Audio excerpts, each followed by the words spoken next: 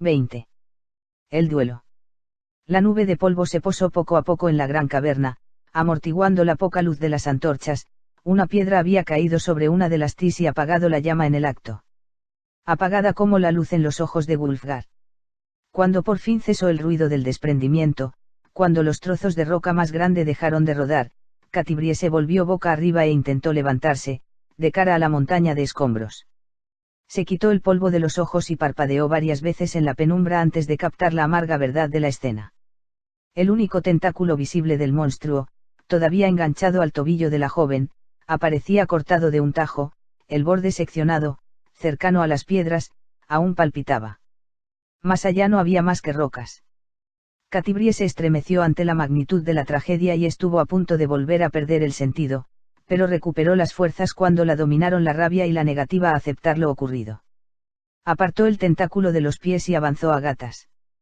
Intentó ponerse de pie pero el mareo la obligó a permanecer agachada. Una vez más la invadió la náusea, el deseo de abandonarse al desvanecimiento. Wulfgar.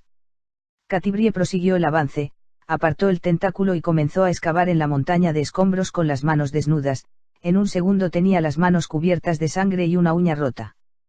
Qué parecido era este desprendimiento al que había soportado Drizzt en el primer recorrido de los compañeros a través de Mithril Hall.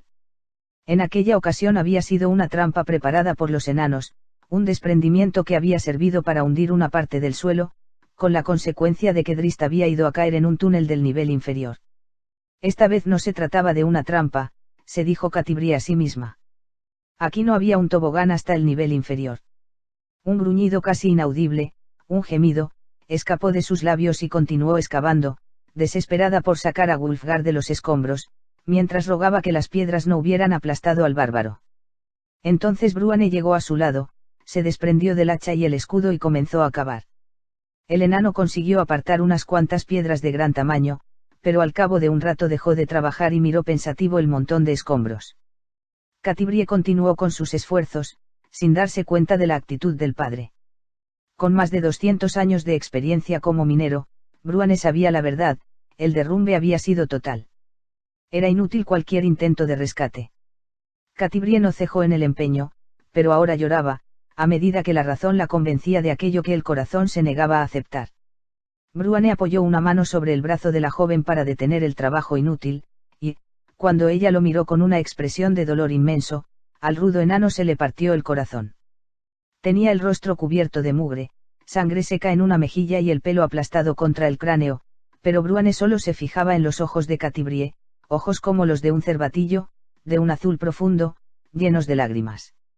Bruane sacudió la cabeza lentamente. Catibrie se dejó caer sentada, las manos ensangrentadas sobre el regazo, los ojos sin parpadear. ¿Cuántas veces ella y sus amigos habían estado a punto de perder la vida? ¿Cuántas veces habían escapado de las codiciosas garras de la muerte en el último instante? Finalmente los había atrapado a Wulfgar aquí y ahora, de pronto, sin previo aviso. Había desaparecido para siempre el gran guerrero, el jefe de la tribu, el hombre que iba a ser su marido.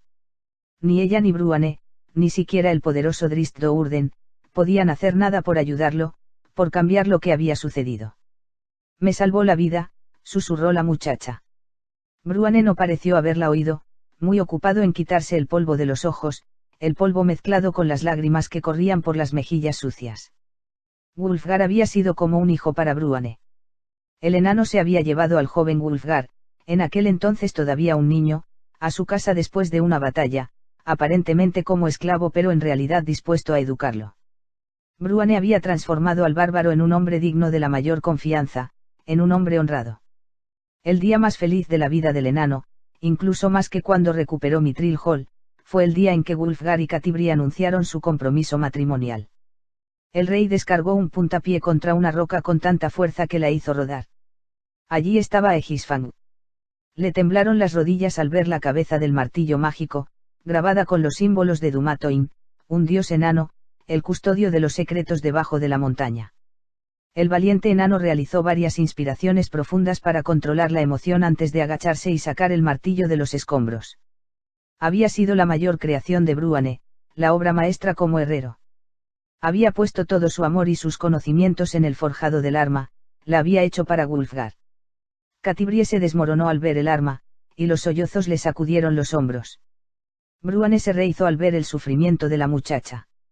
Se recordó a sí mismo que era el octavo rey de Mithril Hall, el responsable de sus súbditos y de su hija. Sujetó el precioso martillo en las correas de la mochila y pasó un brazo por los hombros de Catibrie para ayudarla a ponerse de pie. No podemos hacer nada por él, susurró Bruane. Catibrie lo empujó y volvió a la pila, sollozando mientras apartaba las piedras más pequeñas. Comprendía que era inútil, podía ver las toneladas de tierra y rocas, muchas demasiado grandes para poder moverlas, que llenaban la caverna. Pero Catibrie insistió, incapaz de renunciar al empeño de llegar hasta el bárbaro. No podía renunciar a la esperanza de rescatarlo. Las manos de Bruane volvieron a sujetarla con suavidad. Con un gruñido, la muchacha lo apartó y volvió al trabajo. No. Rugió Bruane, y esta vez la cogió con fuerza, la levantó en brazos y la alejó de la montaña de escombros. La dejó caer violentamente y se interpuso entre ella y la pila, y, cada vez que Catibrie intentó rodearlo, él le cerró el paso. No puedes hacer nada más. Le gritó una docena de veces. Tengo que intentarlo. Le suplicó la muchacha cuando por fin comprendió que Bruane no le permitiría volver a excavar. Bruane sacudió la cabeza, solo las lágrimas en sus ojos y el sufrimiento reflejado en su rostro evitaron que Catibrie le diera un puñetazo. Entonces la muchacha se calmó, renunció a su intento de esquivar al enano. Se acabó, manifestó Bruane. El muchacho, mi muchacho, escogió su destino. Dio su vida por salvarnos. No lo deshonres dejando que un sufrimiento inútil te retenga aquí, en medio del peligro. El cuerpo de Catibrie se aflojó ante la indiscutible verdad del razonamiento del padre. No volvió a acercarse a la montaña, el túmulo funerario de Wulfgar, mientras Bruane recogía el hacha y el escudo. El enano volvió a su lado y le pasó un brazo por la cintura. Dile adiós, añadió, y esperó en silencio durante unos instantes antes de llevar a Catibrie a recoger el arco y después hacia la misma entrada por la que habían llegado. La muchacha se detuvo y miró primero al padre y después la boca del túnel, como si dudara de que fuera el rumbo correcto. Bent y la pantera ya encontrarán el camino de regreso, dijo Bruane en respuesta a la mirada, sin comprender el motivo del desconcierto. A Catibrie no le preocupaba Genguibar. Sabía que a la pantera no podía pasarle nada malo mientras ella estuviera en posesión de la estatuilla y tampoco pensaba en la suerte del camorrista, que podía arreglárselas muy bien solo. ¿Qué pasará con Drist?, preguntó la muchacha. Creo que el elfo está vivo, respondió Bruane, muy seguro. Uno de los Draus me preguntó por él, quería saber dónde se encontraba. Está vivo, ha conseguido escapar, y, a mi juicio, Drist tiene muchas más posibilidades que nosotros de salir de estos túneles. Quizá la pantera está con él. Y también es posible que nos necesite, protestó Catibrie, apartando la mano de Bruane. Se colocó el arco en bandolera y cruzó los brazos sobre el pecho, con una expresión decidida en el rostro. Nos vamos a casa, muchacha, ordenó Bruane, severo. No sabemos dónde puede estar Drist. Creo que está vivo, y confío en que así sea. ¿Estás dispuesto a correr el riesgo?, replicó Catibrie. ¿Prefieres pensar que no nos necesita? Hemos perdido a un amigo, quizá dos si el asesino mató a Regis. No voy a abandonar a Drist por nada en el mundo. Hizo una mueca al recordar la vez en que se había perdido en Tartarus, otro plano de existencia, cuando Drist Dourden se había enfrentado a horrores indescriptibles para traerla de regreso a casa. ¿Te acuerdas de Tartarus?, añadió, y el enano, indefenso, desvió la mirada. No renuncio, afirmó Catibrie, por muchos que sean los riesgos. Miró en dirección al túnel utilizado por los Draus en la huida. Ningún elfo oscuro me lo impedirá. Bruane permaneció en silencio durante un buen rato, los pensamientos puestos en Wulfgar y en las palabras de su hija. Drist podía encontrarse cerca, quizás herido o cercado por el enemigo. Si la situación hubiera sido a la inversa, si el perdido hubiera sido él, Bruane tenía muy claro que Drist no lo habría abandonado. Miró una vez más a Catibrie y a la montaña de escombros. Acababa de perder a Wulfgar. Podía correr el riesgo de perder también a su hija. La observó con más atención y vio el fuego en su mirada. Esta es mi chica, dijo el enano en voz baja. Recogieron la antorcha y se encaminaron al otro extremo de la caverna para adentrarse en los túneles en busca del amigo extraviado. Alguien que no se hubiera criado en las tinieblas perpetuas de la antípoda oscura no habría advertido la sutil diferencia en el grado de oscuridad o la casi imperceptible caricia del aire fresco. Para Drizzt, los cambios fueron como una bofetada en pleno rostro, y aceleró el paso mientras apretaba a Regis con fuerza. ¿Qué ocurre?, preguntó el halfling asustado mientras miraba a un lado y a otro como si Artemis Entreri fuera a saltar sobre ellos desde las sombras más cercanas, dispuesto a devorarlos. Pasaron por un ancho y bajo pasaje lateral ascendente. Drizzt vaciló, pues el sentido de orientación le gritaba que acababa de pasar por delante del túnel correcto. No hizo caso a las súplicas silenciosas, y siguió adelante, en la esperanza de que la salida al mundo exterior resultara accesible y Regis y él pudieran disfrutar de una bocanada de aire fresco. Lo era. Pasaron una curva y sintieron el viento frío contra sus rostros, vieron la claridad de la salida y más allá montañas, y estrellas. El profundo suspiro de alivio del halfling reflejó perfectamente los sentimientos de Drizzt mientras ayudaba a Regis. Cuando salieron del túnel se quedaron boquiabiertos ante el esplendor del panorama que se abría ante ellos, por la belleza del mundo de la superficie bajo las estrellas, tan distinto de la noche eterna de la antípoda oscura. El viento que los azotaba parecía un ser vivo. Se encontraban en una cornisa estrecha, a unos 200 metros del fondo de un acantilado de 300 metros de altura. Un sendero angosto subía por la derecha y bajaba por la izquierda, pero su pendiente era tan suave que era improbable que llegara hasta el pie del acantilado o hasta su cima. Drizzt observó la pared de piedra. No le costaría mucho bajar los 200 metros hasta el fondo o subir si prefería ese camino.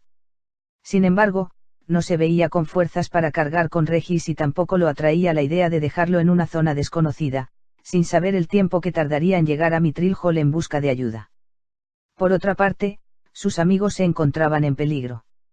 El Valle de los Custodios está allá, comentó Regis señalando el noroeste, a solo unos pocos kilómetros. Tenemos que volver a entrar, replicó Drizzt. A Regis no pareció gustarle mucho la propuesta aunque no protestó, comprendió que no estaba en condiciones de salir de la cornisa por sus propios medios. Bien hecho, dijo la voz de Entreri desde más allá de la curva. La oscura silueta del asesino apareció a la vista, las joyas de la daga, resplandecían como sus ojos, capaces de ver el espectro infrarrojo. Sabía que vendrías a este lugar, le explicó a Drizzt. Sabía que percibirías la corriente de aire fresco y buscarías la salida. ¿La felicitación es para mí o para ti?, preguntó el Drow. Para ambos, contestó Entreri con una fuerte carcajada. El blanco de los dientes desapareció, reemplazado por una mueca helada, mientras se acercaba. La entrada que acabas de pasar es del túnel que lleva al nivel superior, donde probablemente encontrarás a tus amigos, eso sí, muertos. Drizzt no mordió el cebo, no dejó que la furia le arrebatara el control. Pero no puedes ir allí, ¿verdad?, lo provocó Entreri. Si estuviera solo podrías eludirme, evitar el duelo que reclamo. En cambio, tu compañero herido te retiene. Piénsalo, Drizzt Do'Urden. Abandona al halfling y podrás escapar. Drizzt no se molestó en contestar a una propuesta tan absurda. Yo lo dejaría, señaló Entreri con una mirada de desprecio hacia el halfling. Regis soltó un gemido lastimero y se acurrucó debajo del brazo del elfo vigilante, que no quiso ni pensar en los horrores que debía de haber sufrido su amigo en manos del asesino. No lo dejarás, prosiguió Entreri. Hace mucho establecimos la diferencia entre nosotros, la diferencia que tú llamas fuerza, pero que yo sé que es una debilidad. Solo se encontraba a una docena de pasos de distancia, desenvainó la espada, que lo iluminó con su resplandor verde azulado. Y ahora a lo nuestro, manifestó. A nuestro destino. ¿Te agrada nuestro campo de batalla? La única manera de salir de esta cornisa es el túnel que hay detrás de ti, y, por lo tanto, yo tampoco puedo escapar, estoy obligado a luchar hasta el final. Miró más allá del borde de la cornisa. Una caída mortal para el perdedor, explicó. Una lucha sin escapatorias. Drizzt no podía negar sus sensaciones, el fuego que ardía en su pecho y en el fondo de sus ojos. No podía negar que, en algún lugar oculto de su corazón y de su alma, deseaba aceptar este desafío, demostrar que Entreri estaba equivocado, probar que la existencia del asesino era inútil. No obstante, de haber podido escoger, Drizzt no habría aceptado el duelo. Comprendía y aceptaba que sus motivos personales no eran razón suficiente para librar un combate a muerte.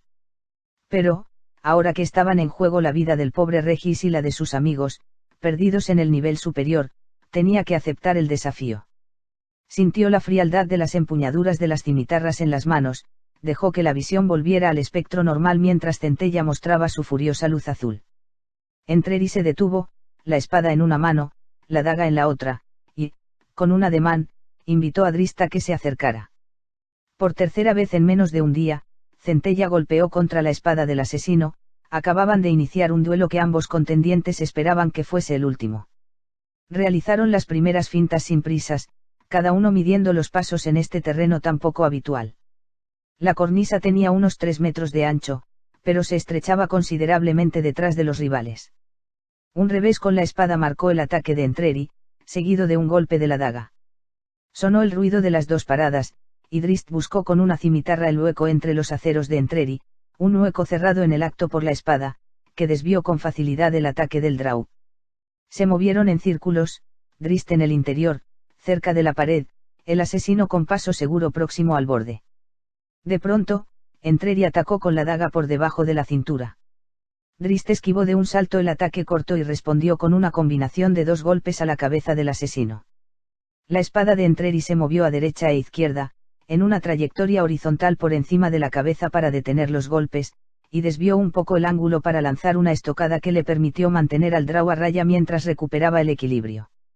No será un duelo corto, prometió Entreri con una sonrisa malvada. Como si quisiera negar sus palabras, avanzó furioso con la espada abriendo el camino. Las manos de Drizzt se movieron con la velocidad del rayo, las cimitarras golpearon varias veces la hoja de la espada. El elfo oscuro se movió hacia un lado para evitar quedar con la espalda apoyada en la pared. Drizzt compartía la opinión del asesino, este no sería un combate corto. Tendría que luchar un buen rato, quizás una hora. ¿Y para qué?, se preguntó el vigilante. ¿Qué ganaría? Aparecerían Vierna y sus secuaces para acabar con el duelo antes de tiempo. Cuán vulnerables se encontrarían entonces, sin ningún lugar a donde escapar y con un abismo de 2 centenares de metros de profundidad a unos pasos de distancia. Una vez más el asesino insistió en el ataque, y Drizzt respondió con los movimientos defensivos adecuados, y la ofensiva no prosperó. Entonces Entreri comenzó a girar sobre sí mismo, en una imitación de los movimientos de Drizzt en los 2 encuentros anteriores, las armas como la rosca de un tornillo, y consiguió forzar el retroceso de Drizzt hasta una zona más angosta de la cornisa. Drizzt se sorprendió al ver que el asesino había aprendido con tanta perfección la atrevida y difícil maniobra con solo haberla observado 2 veces, pero se trataba de un lance creado por el propio Drow, y sabía cuál era el contraataque correcto. Él también giró sobre sí mismo al tiempo que bajaba y subía las cimitarras. Las hojas chocaban con cada vuelta, las chispas brillaban en la oscuridad de la noche, los metales rechinaban, las luces azules y verdes se mezclaban. Drizzt se movió a la derecha.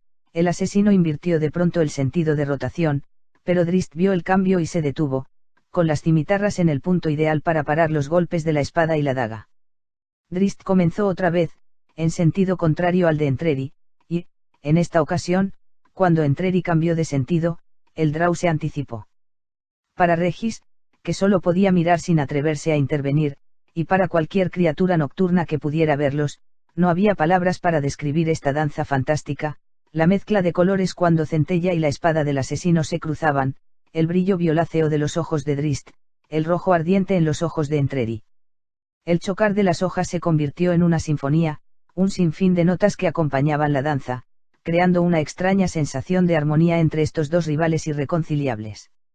Se detuvieron simultáneamente, separados por unos pocos pasos, conscientes de que no había final para la danza, que no había ventajas para nadie. Permanecieron inmóviles como estatuas gemelas. Entreri soltó una carcajada al comprender la situación, dispuesto a saborear el momento, este duelo que quizá vería el alba, y que quizá nunca quedaría resuelto. Drizzt no le encontró la gracia. El ansia inicial se había esfumado y ahora le pesaba la responsabilidad, la premura por salvar a Regis y los amigos en los túneles. El asesino atacó por abajo y con fuerza, para subir con cada nueva estocada a medida que Entreri se erguía. La maniobra le permitió observar las defensas de Drizzt desde varios ángulos. Después Entreri lo obligó a mantener un ritmo exclusivamente defensivo hasta que de pronto descargó la daga. El asesino soltó un grito de alegría, convencido por un momento de que había encontrado un hueco para la hoja. La empuñadura de Centella la interceptó limpiamente, la atrapó y la contuvo, a un par de centímetros del cuerpo de Drist. El asesino hizo una mueca e insistió en empujar mientras comprendía la verdad. La expresión de Drist todavía era más empecinada, la daga no se movió. Un giro de muñeca del Drow levantó las dos armas. Entreri aprovechó para apartar la suya al tiempo que se retiraba un paso a la espera de que se presentara la siguiente oportunidad. Casi te pillo, bromeó. Disimuló la preocupación al ver que el rival no le contestaba y se mantenía imperturbable. Una cimitarra cortó el aire y se escuchó el choque de los metales cuando Entreri levantó la espada para interceptar la trayectoria. El estrépito fue un aviso para Drist, le hizo recordar que Vierna no podía estar muy lejos. Imaginó a sus amigos en graves apuros, capturados o muertos, y experimentó un remordimiento inexplicable por Wulfgar. Clavó la mirada en Entreri mientras se decía a sí mismo que el hombre era el culpable de todo, que lo había engañado para llevarlo a los túneles y alejarlo de sus amigos. Y ahora Drist no podía protegerlos. Inició un ataque desde direcciones distintas con las dos cimitarras. Repitió el asalto 2 veces y cada movimiento, cada choque de las armas, le sirvió para concentrarse en el duelo, le dio aliento y sensibilizó sus instintos guerreros. Los golpes y las paradas eran perfectos aunque ninguno de los dos combatientes, enzarzados a través de las miradas en un duelo mental, vigilaba los movimientos de las manos. Ninguno de los dos pestañeó cuando el aire desplazado por la estocada de Drist movió los cabellos del asesino o la espada de Entreri llegó a unos milímetros de los ojos de Drist. El elfo notó que crecía su impulso, percibió que el toma y daca de la batalla se hacía más rápido. Entreri, tan hábil como él en el manejo de las armas, aceleraba el ritmo.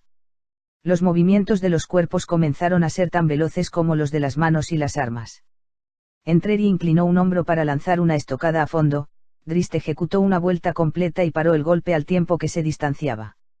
Las imágenes de Bruane y Catibrie capturados por Vierna atormentaron al vigilante, pensó en Wulfgar, herido o agonizante, con una espada Drow clavada en la garganta. Imaginó al bárbaro en lo alto de una pira funeraria, una imagen que, por alguna razón que el Drow no alcanzaba a comprender, no conseguía borrar. Drist aceptó las imágenes, prestó atención al ataque mental, y dejó que el temor por los amigos alimentara su pasión. Esta había sido la diferencia entre él y el asesino, argumentó la parte de su mente que se esforzaba por mantener las ideas claras y los movimientos precisos. Esta era la manera que tenía Entreri de conducir el juego, siempre controlado, sin sentir nada más allá del enemigo que tenía delante. Un ligero gruñido escapó de los labios de Drist, y sus ojos lila brillaron a la luz de las estrellas. En su mente Catibrie gritó de dolor. Se lanzó contra Entreri hecho una fiera. El asesino se burló de él sin dejar de mover la espada y la daga con gran destreza para contener el ataque de las cimitarras. «Entrégate a la furia», exclamó. «Olvídate de la disciplina». Entreri no comprendía que precisamente esta era la diferencia. Centella atacó, para ser detenida por la espada de Entreri. Pero esta vez el asesino no lo tendría tan fácil. Drist retrocedió y volvió a golpear una y otra vez, descargando el arma con una fuerza tremenda contra la espada del asesino.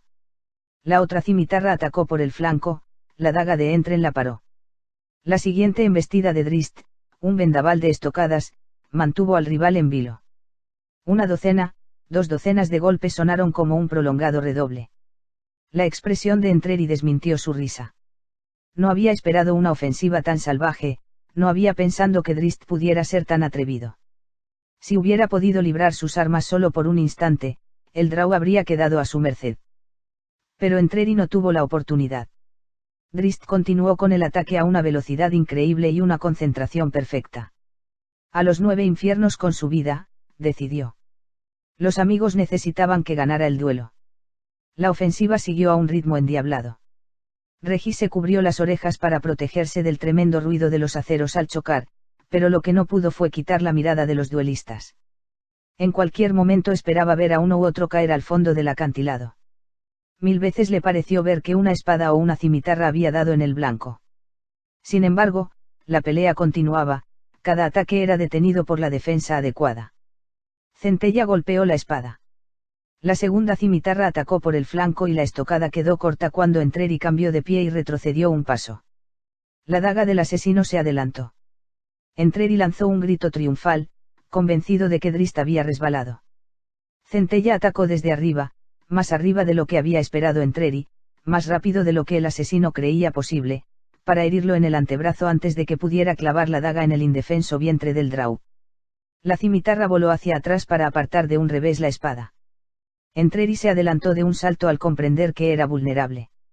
La rapidez de la decisión le salvó la vida, pero, si bien Drizzt no podía desviar la cimitarra para una estocada certera, sí podía, y lo hizo, golpear con la empuñadura. El golpe dio de lleno en el rostro del asesino y lo hizo trastabillar hacia atrás. El elfo oscuro avanzó con las cimitarras, implacable, hasta llevar a Entreri a unos centímetros del borde. El asesino intentó ir a la derecha, pero una cimitarra apartó la espada mientras la otra lo mantenía delante de Drizzt. Entonces buscó moverse hacia la izquierda aunque la herida del brazo le impedía mover la daga con la rapidez suficiente para ponerse fuera del alcance del Drow. Entreri mantuvo la posición, sin dejar de realizar paradas y fintas, a la búsqueda de la respuesta adecuada para pasar a la ofensiva.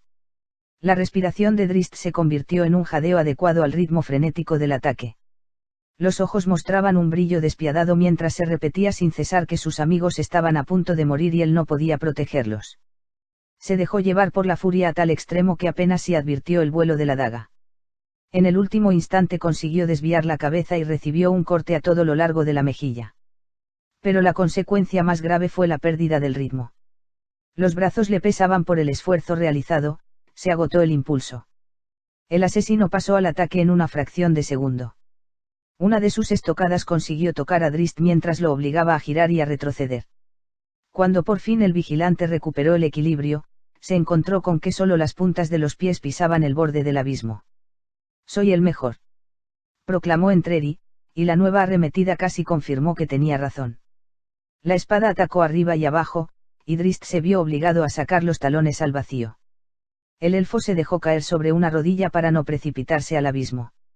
Lo azotó el viento, y escuchó a Regis que gritaba su nombre. Entreri podría haber retrocedido para recuperar la daga, pero presintió que era la hora de matar, que nunca más tendría una oportunidad igual para acabar el duelo. La espada golpeó con furia, el Drow pareció doblegarse ante la fuerza de los mandobles, pareció que se deslizaba sobre el borde. Drizzt apeló a sus recursos interiores, a la magia innata de su raza, y creó un globo de oscuridad. Se zambulló a un lado y rodó sobre sí mismo a lo largo del borde, más allá del globo que había creado cerca de Regis. Para su gran asombro, Entreri lo esperaba para reanudar el ataque. «Conozco tus trucos, Drow», declaró el asesino. Por un momento, una parte de Drizzt Do'Urden quiso rendirse, echarse atrás y dejar que el abismo lo tragara, pero solo fue un instante de debilidad que el Drow rechazó en el acto, que devolvió fuerzas a los brazos cansados y dio ánimos a su indomable espíritu. También Entreri se sentía reanimado en su empeño. De pronto Drizzt resbaló y para sujetarse del borde tuvo que soltar la cimitarra. Centella cayó al abismo, la caída fue acompañada de un ruido metálico cada vez que golpeaba contra la pared de piedra. Con la otra cimitarra apenas tuvo tiempo para detener la siguiente estocada. El asesino gritó, dio un paso atrás y lanzó el ataque definitivo. Drizzt no podía pararlo. Entreri lo sabía, y sus ojos brillaron al ver que por fin llegaba el momento de la victoria. La posición del Drow le impedía contestar, no tenía tiempo para bajar la espada y ponerla en la posición de parada. No podía detenerla. Drizzt ni siquiera lo intentó. Había doblado una pierna debajo del cuerpo y se echó hacia un lado y hacia adelante, con lo cual consiguió que la espada le pasara por encima sin tocarlo. Entonces se volvió sobre sí mismo y golpeó con un pie en el tobillo de Entreri mientras que con el otro enganchaba al asesino por la corva y tiraba hacia adelante. Solo en aquel instante Entreri comprendió que el resbalón y la cimitarra perdida eran parte de un engaño. Solo entonces Artemis Entreri supo que lo habían derrotado sus ansias de victoria. El impulso de la estocada lo hizo caer de bruces hacia el precipicio. Con todos los músculos del cuerpo tensos atravesó con la espada el pie de Drizzt y se las arregló para sujetarse con la mano libre de la bota del pie empalado del Drow. El tirón era demasiado como para que Drizzt, tendido a lo largo del borde resbaladizo, pudiera sostenerse. El Drow se vio arrastrado directamente por encima de Entreri y comenzó a resbalar por la pendiente, el terrible dolor en el pie quedó sepultado entre un sinnúmero de nuevos golpes a cada cual más doloroso. Drist apretó con fuerza la segunda cimitarra, clavó la empuñadura en un agujero, y buscó dónde sujetarse con la mano libre. Con una sacudida brutal frenó la caída, y Entreri voló por encima de él en una sección hundida de la ladera que le impedía buscar una sujeción. Drist pensó que el peso le arrancaría la pierna. Miró hacia abajo y alcanzó a ver que una de las manos del asesino se movía de un lado a otro en tanto la otra sujetaba con desesperación la empuñadura de la espada, la única cosa que le impedía despeñarse. El elfo gimió enloquecido por el dolor mientras la hoja se deslizaba unos cuantos centímetros fuera de la herida. «No», gritó Entreri, que de pronto permaneció inmóvil, consciente de la precariedad de su situación, colgado del pie de su rival a más de 60 metros del suelo. «Esta no es manera de adjudicarse la victoria», le reprochó el asesino en un estallido rencoroso. «Esto está en contra del propósito del duelo y te deshonra». Drist pensó en Catibrie y una vez más tuvo la sensación de que había perdido a Wulfgar. «No has ganado», vociferó Entreri. Drist dejó que el fuego de sus ojos lila le diera la respuesta. Se sujetó con fuerza, apretó los dientes y comenzó a mover el pie, sin importarle el dolor, incluso disfrutando de él, a medida que la espada se retiraba de la herida. Entreri tendió las manos en un último intento por aferrarse al pie de Drist cuando la espada quedó libre. El asesino cayó de espaldas al vacío, la oscuridad de la noche lo tragó, mientras su grito se perdía en el aullido del viento de la montaña.